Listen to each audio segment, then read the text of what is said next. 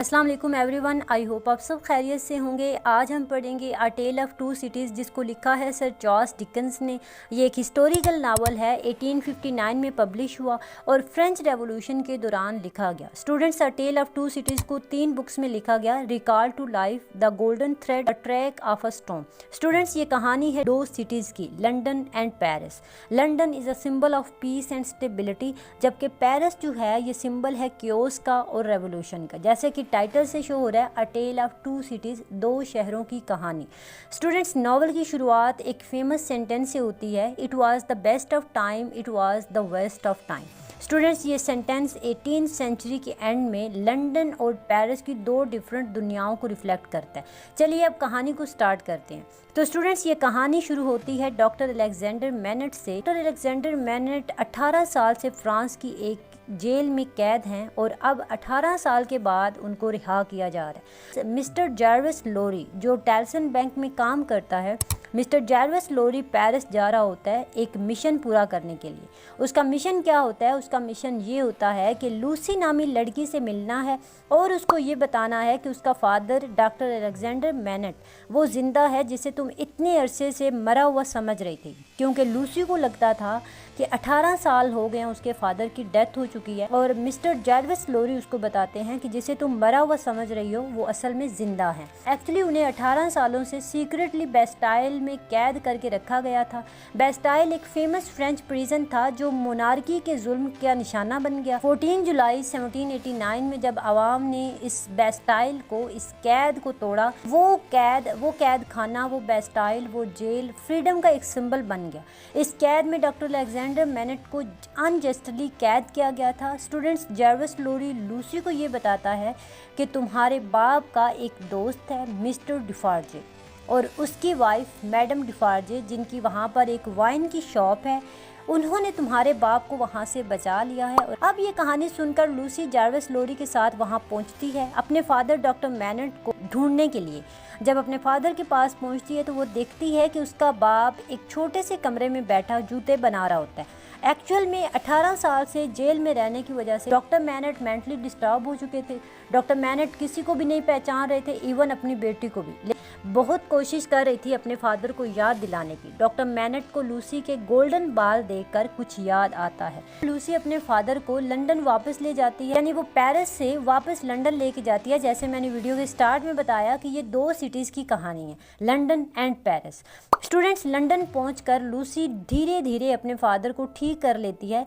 अब कहानी में एक और कैरेक्टर एंटर होता है जिसका नाम है चार्ल्स डार्ने। चार्ल्स डार्ने काफ़ी रईस इंसान होता है। चार्ल्स डार्ने फ्रांस का सिटीज़न है और इस टाइम ये अपनी आइडेंटिटी को छुपाकर इंग्लैंड में रह रहा होता है। अब लूसी और डॉक्टर मैनेट को एक केस में गवाह के तौर पर कोर्ट में बुलाया जाता है और ये केस होता है चार्ल्स डार्ने का। क्योंकि इस पर इल्ज़ाम होता है कि चार्ल्स डार्ने एक एजेंट है और इसने जो सीक्रेट इन्फॉर्मेशन है वो लीक की है, यानी फ्रांस गवर्नमेंट को दी है, और चार्ल्स डार्ने ने इंग्लैंड के अंदर जासूसी की है। तो स्टूडेंट्स, लूसी अपने फादर के साथ कोर्ट पहुंचती है। अब लूसी और चार्ल्स को एक दूसरे से प्यार हो जाता है, वो एक दूसरे से मिलते हैं।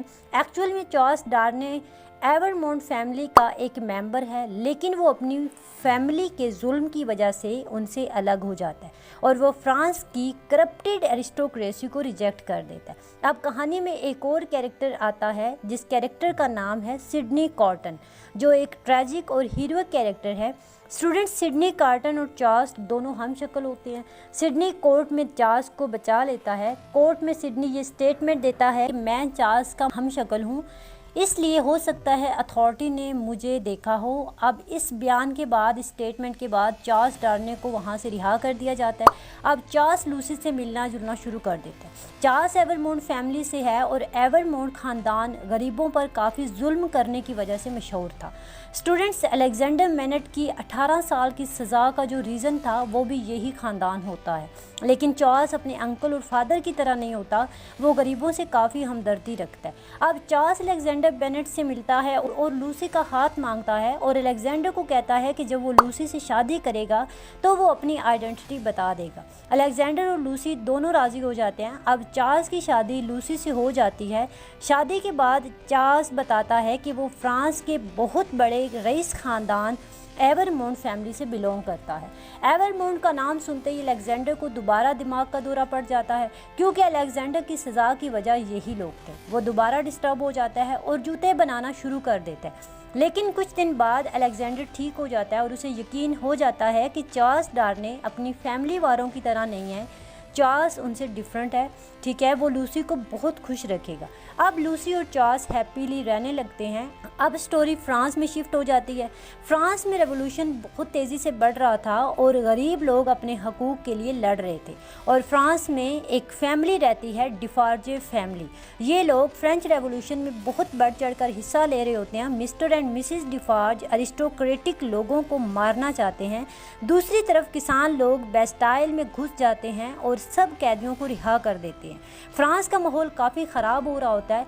अमीर लोगों को चुन चुन के मारा जाता है। इसी दौरान चार्ल्स का एक सर्वेंट होता है गैबल को भी जेल में डाल दिया जाता है। और गैबल अपने मालिक को एक लेटर लिखता है और उसको बताता है कि उसे कैद कर लिया गया। अब चार्ल्स अपने नौकर को बचाने के लिए फ्रांस जाता है, लेकिन वो लोग चार्ल्स को भी पकड़ लेते हैं और जेल में डाल देते हैं, बिकॉज चार्ल्स एवरमोंट फैमिली से ताल्लुक़ रखने की वजह से काफ़ी बदनाम था। जब अलेक्जेंडर मैनेट को पता चलता है कि चार्ल्स को जेल में डाल दिया गया है, तो वो चार्ल्स को छुड़वाने के लिए वहाँ पहुँच जाता है। स्टूडेंट्स, अलेक्जेंडर मैनेट ने 18 साल से वहाँ काफ़ी ज़्यादा सज़ा काटी होती है, तो वहाँ के लोग अलेक्जेंडर की काफ़ी इज्जत करते हैं। तो इसके कहने पर वो चार्ल्स को छोड़ देते हैं। जेल से रिहा होने के बाद चार्ल्स भी गरीब लोगों के साथ अमीरों को ख़त्म करने में लग जाता है। लेकिन चार्ल्स को एक बार फिर गिरफ्तार कर लिया जाता है। इस बार चार्ल्स डार्ने को गिरफ्तार करवाया है डिफॉर्ज फैमिली ने। इस बार अलेक्जेंडर मैनेट दोबारा अपील करता है कि चार्ल्स को छोड़ दिया जाए, लेकिन उसकी अपील को रिजेक्ट कर दिया जाता है। एक्चुअली जब अलेक्जेंडर जेल में था तब उसने एक लेटर लिखा था जिसमें लिखता है कि चार्ल्स डार्ने के फादर और अंकल ने एक लड़की को रेप करके उस लड़की और उसके ख़ानदान वालों को मार डाला था। इस सीक्रेट की वजह से चार्ल्स के फादर और अंकल ने अलेक्जेंडर को जेल में डलवाया और फिर अलेक्जेंडर जेल के अंदर ये बात एक लेटर में लिख देता है। स्टूडेंट्स, अनफॉर्चुनेटली ये लेटर मैडम डिफार्ज के हाथ लग जाता है और मैडम डिफार्जे उसी ख़ानदान से बिलोंग करती हैं जिस ख़ानदान की लड़की का रेप होता है और उसकी फैमिली को मार दिया जाता है। उसकी फैमिली में से जो इंसान बच जाता है वो इंसान है मैडम डिफार्जे। अब मैडम डिफार्जे चाहती है कि चार्ल्स डार्ने के अंकल और फादर ने जो गुनाह किया है उसे उसकी सज़ा मिलनी चाहिए। स्टूडेंट्स, चार्ल्स डार्ने के फादर पहले ही ज़िंदा नहीं होते और उसके अंकल को भी वो लोग मार देते हैं और अब इस रेप की वजह से चार्ल्स डार्ने को मौत की सज़ा सुनाई जाती है और 24 आवर्स के बाद चार्ल्स डार्ने के सर को काट दिया जाएगा। अब नावल में सिडनी कार्टन एंटर होता है, ठीक है, उसकी एंट्री दोबारा होती है।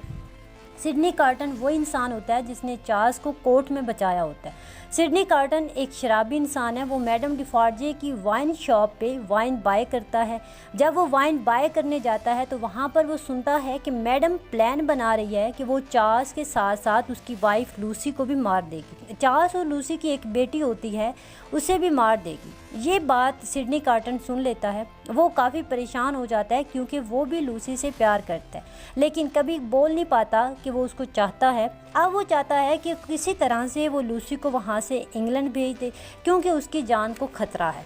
अब सिडनी कार्टन चार्ल्स के पास जाता है और अपने कपड़े उतार कर चार्ल्स को पहना देता है और चार्ल्स के कपड़े खुद पहन लेता है। इसके बाद सिडनी का एक दोस्त होता है जॉन बर्सार्ड। जॉन बर्सार्ड इंग्लैंड का जासूस है। वो फ्रांस में जासूसी कर रहा होता है। जॉन बर्सार्ड चार्ल्स को जेल से भगा कर ले जाता है और चार्ल्स की जगह सिडनी को जेल में डाल देता है।